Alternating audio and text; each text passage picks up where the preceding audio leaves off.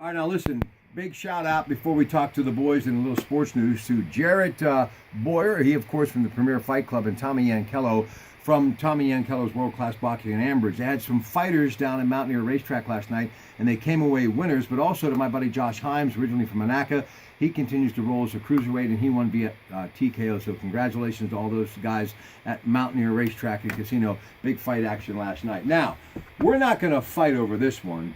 But I will tell you, you just got to admit to the world when you were wrong. And I said it last week. I was totally wrong about the Super Bowl, as my producer Bambino is nodding his head. I thought Cam Newton and them would prevail. They didn't. But the big question is, what happens to Peyton Manning? He's going to ride off into the sunset and do more AT&T commercials and Papa John's, and rightfully so, end up at somewhere, some network talking about the NFL. There has been some talk about him possibly going to the LA Rams, who are moving back to the LA Coliseum. Guys, Greg Ellis, we begin. Bob Dvorak of the Post-Gazette Vantage Management Group. That's not going to happen. No, I don't think it will. I don't think that they have the cap room, really. I mean, because this is not a team that's starting from scratch.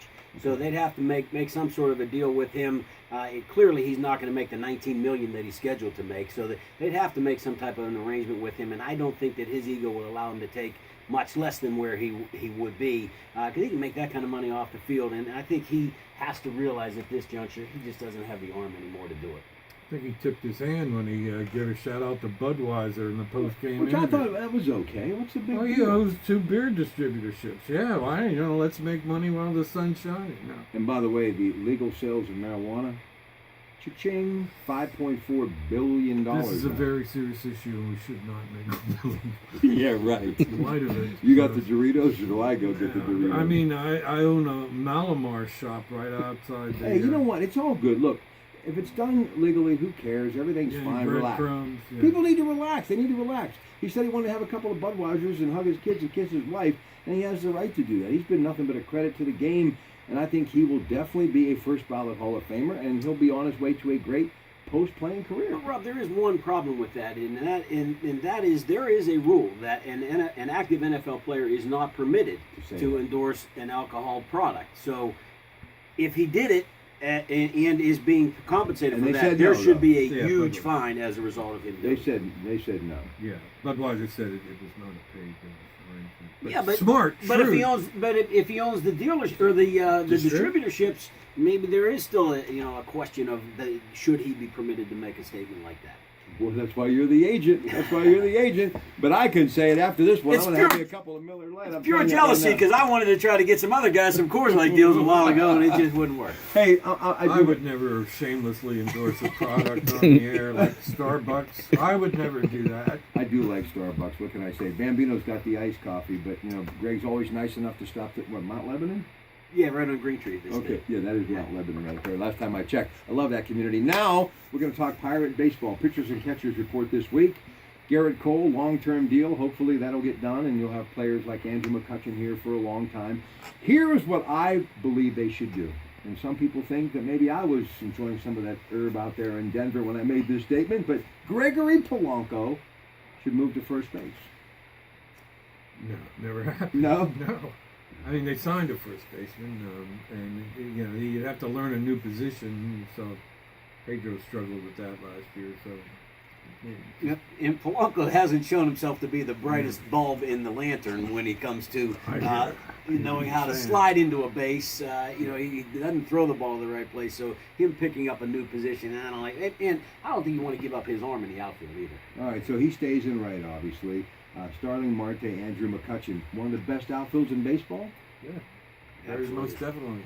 This team without Pedro, and I know why he's no longer here, because he wasn't hitting as many home runs as they would have hoped, and he was striking out a lot, and his play in the field was not exceptional, to say the least. But Neil Walker is gone. What happens there? What do you think?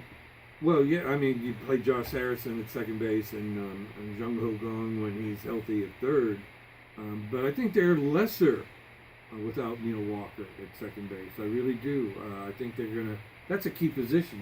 Champions are built up the middle. Catcher, shortstop, second base, center field. Yeah, but Bob, don't you get a little bit more juice out of Harrison as your leadoff guy? If he can produce. If he can produce, yeah. And he struggled early last year. So there's some question marks there. Pitching's my main concern with the Pirates. starting rotation. I think they'll be fun in the bullpen. But did they have enough arms? Because it's not just the 5 guys you throw out on opening day. You've got to have 3 or 4, maybe even 5 extra starters during the course of the year because things happen. All right, let's move to the Penguins. The resurgence of Sidney Crosby, you talked about it earlier on the Queen's Market Black and Gold Sunday show. It couldn't have happened at a better time. It's a resurrection. I mean, I didn't even recognize the guy I was seeing early. And it wasn't just his scoring. I thought some of his passes were off. Something just wasn't right there.